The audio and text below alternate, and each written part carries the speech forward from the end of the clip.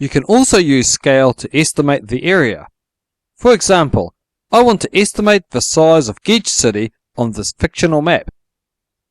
Count the number of grid squares that are completely contained within the boundaries of Gedge City.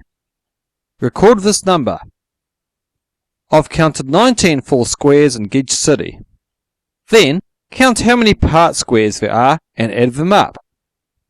This square, for example, occupies an estimated 40% of the square, so I will count this as 0.4 of the square.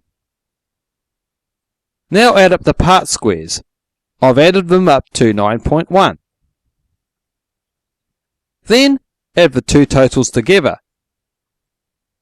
19 plus 9.1 equals 28.1. Calculate the area in square kilometers of each grid square. This is done by simply multiplying the length by the width of the square. If the area of each square was 1 square kilometer, multiply this figure by the total number of squares.